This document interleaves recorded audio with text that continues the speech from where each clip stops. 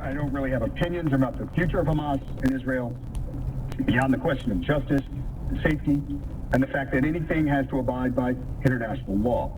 And that applies to Hamas, and that applies to the Israeli military. So for the voters tuning in tonight, Mr. Mamdani, what do you believe about Hamas, and how will lasting peace will be achieved? We know it's a complicated matter, but we'd like you to keep your answer to a minute if you could. Of course, I believe that they should lay down their arms. I'm proud to be one of the first elected officials in the state who called for a ceasefire. And calling for a ceasefire means ceasing fire. That means all parties have to cease fire and put down their weapons. Oh, okay. Hamas is a terrorist organization whose very own charter calls for the destruction of Israel.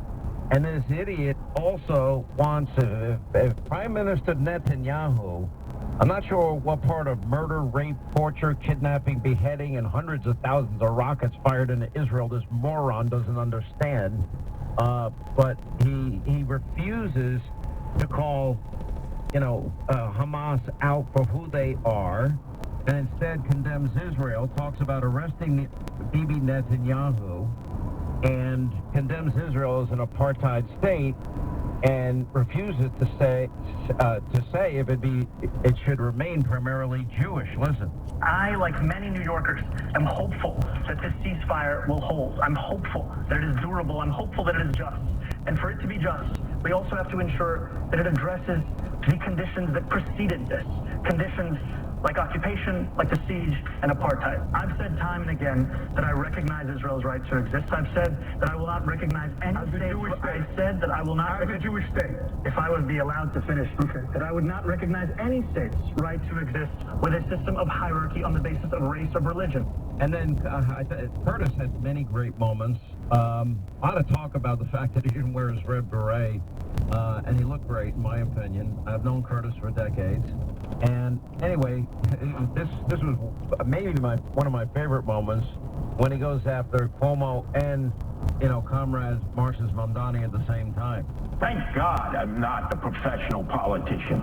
We have the architect and we have the apprentice of no cash bail, which has been a disaster. We have the architect and the apprentice here of Raise the Age. My own son was almost killed because of that in a gang attack. Anyway, Curtis Sliwa, Republican, New York City mayoral candidate, is with us. I never was more frustrated. First of all, I felt that they were being unfair to you, so that annoyed me. And I mean, the format and the interruptions by the moderators was beyond frustrating. It had to be frustrating for you. No, absolutely. It's just made me think of what Charlie Kirk did around the nation by engaging in debates with adversaries, full packed auditoriums, field houses, and yet people all had a say. Everybody had a right to a say. The first 10 minutes there, Sean, I thought that even though I was positioned right in the middle, they didn't see me there. I was like the invisible man. And then I realized I had to get my rear end gear. They weren't going to speak to me. They weren't going to address me. And I had to keep injecting myself into a conversation between two Democrats. One who paved the way for our destruction in New York State, former Governor Andrew Cuomo. And now the guy who wants to put the last nail in the coffin, Zohran Mamdani. And that's when I sprung into action. I didn't listen to what the moderator said. They tried to shut me down. But more importantly, I had to make sure that I could be heard, because I'm the only Republican candidate in this election, the only one talking about cutting taxes, making it more affordable, trying to keep people here, improve, don't move. And all they were saying was they were just following the same old, raise taxes, and then obviously cater to small constituencies that have led to New York City falling into the abyss. So I had to paint myself as Rudy Giuliani 2.0, who just came out 2 weeks ago and supported me wholeheartedly, because then the audience could understand, yeah, this is the law and order candidate, and these are the guys who want to turn the criminals loose in the streets. I mean, Sean, I say it all the time. We have become a city where we lock up toothpaste and we don't lock up criminals, and I'm going to change all that on day one, January 1st, 2026, when I get sworn in as the next mayor of the city of New York. Well, this guy also revealed himself as a flip-flopper and lying about issues involving Israel. But, I think one of the biggest issues facing New York City is the issue of policing, and when he's describing sending in the social workers and reimagining the police, and and then actually making the claim that he never said defund the police.